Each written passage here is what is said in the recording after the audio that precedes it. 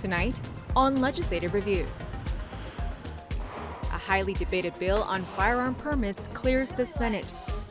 Plus, a contentious recycling bill concerning manufacturers of paper and plastic products. And a bill to encourage affordable housing near transit. From Olympia, you're watching Legislative Review. Thank you for watching Legislative Review. I'm Angela Nolasco with today's top discussions in the state legislature. An act relating to enhancing requirements relating to the purchase, transfer, and possession of firearms. In the Senate, a landmark legislation aimed at tightening firearm regulations is moving closer to potentially becoming law. It also outlines specific rules for transferring firearms, requiring dealers to maintain detailed records of every transaction. Those seeking a concealed pistol license must also complete a certified training program within 5 years. But there's more. The bill will also require law enforcement agencies to monitor permit holders, ensuring that they remain eligible to possess firearms. If a buyer has any outstanding arrest warrants or pending criminal charges, dealers will be required to delay their firearm deliveries. If these circumstances happen to those already holding a permit, their permit will be revoked by law enforcement. Proponents argue that enhanced regulations will prevent gun violence and ensure public safety amid the rise in school and mass shootings nationwide. Speaking in favor of the bill, Democratic Senator Marco Lias. When Connecticut enacted a similar law, they saw a 28% reduction in firearm homicides, and a decrease of suicides by firearm went down by 1/3. When Missouri, on the other hand, eliminated these protections, they experienced a nearly 50% increase in firearm homicides. We know that this law works. We know that when we enact common sense measures like this that build on our robust and strong background check system, that we can keep guns out of the hands of people that shouldn't have them and protect the rights of responsible gun owners in our state. The bill faced fierce opposition from gun rights advocates who say it will infringe on Second Amendment rights and create unnecessary barriers for law-abiding citizens. Speaking in opposition to the bill, Republican Senator Mark Schessler. This is simply a poorly designed assault on hardworking taxpayers that want to legally exercise their hunting rights, their Second Amendment rights, in every day we're out there. We have forgotten these people this session, completely forgotten them with taxes, fees, and now making it impossible in some counties to find a place to legally get licensed to buy a basic firearm for legitimate purposes. The Senate debated nearly 60 amendments, 7 of which were adopted before they voted on the bill.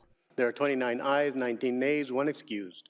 Having received a constitutional majority and gross second substitute House Bill 1163 as amended by the Senate is declared passed. The title of the bill will be the title of the act. The bill returns to the House for further review of the Senate's amendments. In the House, state representatives held a floor debate Tuesday morning over a bill that aims to reduce waste in landfills. Senate Bill 5284, a work in progress for the last few years, aims to require manufacturers, brands, and importers to participate in Washington's PRO, or Producer Responsibility Organization, where they would pay fees to cover the cost of a new statewide system or EPR program for packaging and paper waste collection, recycling, and disposal. Advocates say it will promote eco-friendly packaging, increase recycling rates statewide, and lower landfill use, while holding companies accountable for the waste they produce. They also believe it will make recycling rules consistent in households, clarifying what acceptable items go into recycling bins in one city versus another. During Tuesday's House floor debate, Democratic Representative Liz Berry shared her support for the bill. Microplastics are now found in breast milk, in our organs, and in our brains. They do real harm.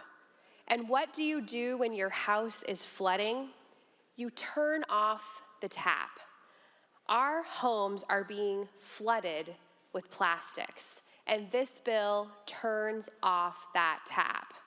The bill was met with staunch criticism by those who think it will be expensive and cumbersome to implement, and that extra costs will be passed on to consumers and affect independent grocers and farmers whose food packaging requirements are regulated by the FDA. Speaking in opposition, Republican Representative Jeremy Defoe. And we won't have any insight as this program rolls out because there's no accountability. That amendment was rejected. There's no oversight. That amendment was rejected. There's no audit. That amendment was rejected. There's no financial reporting among the people who are running this entity. That was rejected.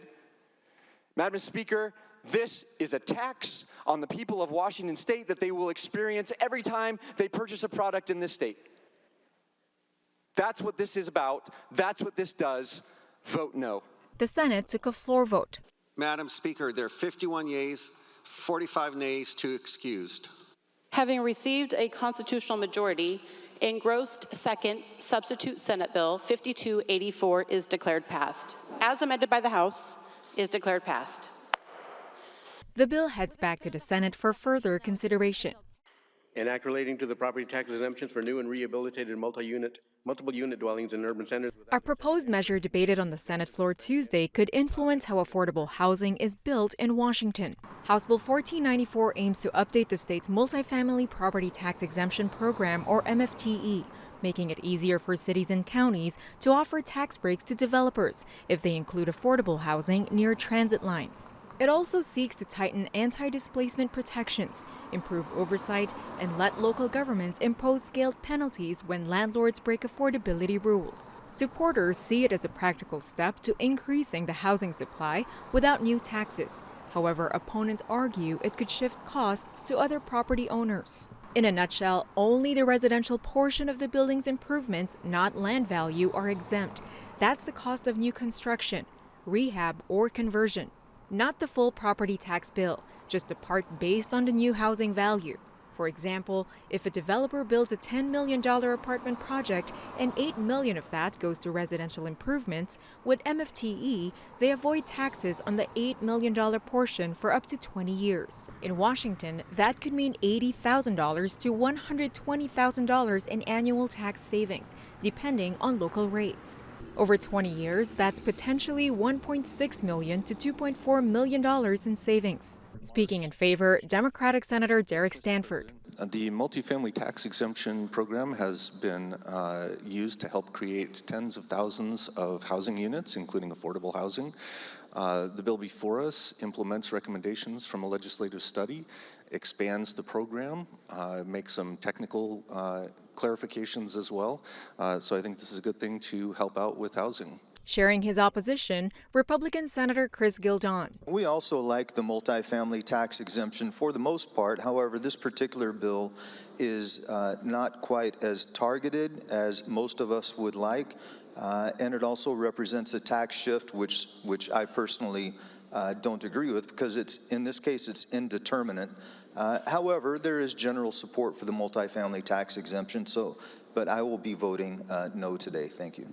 The Senate voted on House Bill 1494. Mr. President, there are 30 ayes, 18 nays, 1 excused. Having received a constitutional majority, House Bill 1494 is declared passed. Title of the bill will be the title of the act. The bill cleared the House on a 30-18 vote and now heads to the governor's desk for signature. That's it for this episode of Legislative Review. Make sure to join us nightly at 8 and 11 for your highlights of the state legislature. And follow us on social media. Have a good night.